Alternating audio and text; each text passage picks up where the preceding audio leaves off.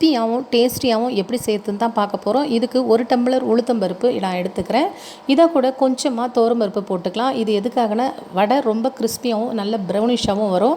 இதை 2-3 தடவை ஃபஸ்ட்டு தண்ணி ஊற்றி இது மாதிரி நல்லா கையை வச்சு பிசைஞ்சு அதில் இருக்கிற அழுக்கு போக அலசிட்டு உளுத்தம்பருப்பு இருக்கிற அளவுக்கு கொஞ்சம் மேலே தண்ணி வர அளவுக்கு நல்ல தண்ணி ஊற்றி ஊற வச்சுருங்க. ஒரு 10 நிமிஷம் வெளியில் வச்சுட்டு அதுக்கப்புறமா நீங்கள் ஃப்ரிட்ஜில் வச்சு மிக்ஸி ஜாரில் போடும்போது உங்களுக்கு சாஃப்டாகவும் வரும். அதே நேரத்தில் உங்களுக்கு தண்ணி இல்லாமல் வடை எந்தளவுக்கு நம்ம பிடிக்கிறோமோ அந்தளவுக்கு மெஷர்மெண்ட் வரும்.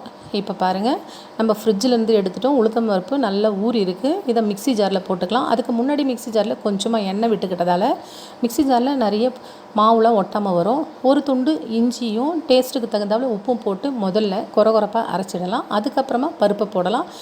பருப்பை தண்ணி விடாமல் ஃபஸ்ட்டு இது மாதிரி கொரகொரப்பாக அரைச்சிக்கோங்க. நான் அதுக்கப்புறமா தான் மிளகாய் போட போகிறேன்.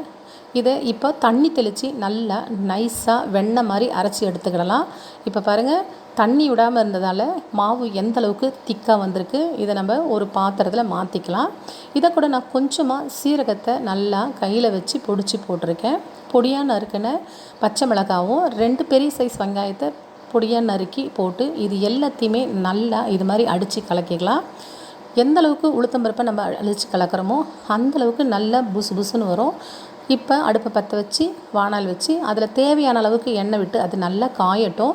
எண்ணெய் காயிற வரைக்கும் ஃபுல் ஃப்ளேமில் வைங்க. எண்ணெய் காய்ஞ்ச பிறகு மீடியம் ஃப்ளேமில் வச்சு வடை தட்டி போடுங்க. இப்போ உங்களுக்கு வடை எந்த சைஸ்க்கு வேணுமோ அந்தளவுக்கு உருண்டை பிடிச்சி இது மாதிரி வடையை தட்டி அது நடுப்புற ஒரு ஹோல்ஸ் போட்டுருங்க. சீக்கிரமாக வேகும்.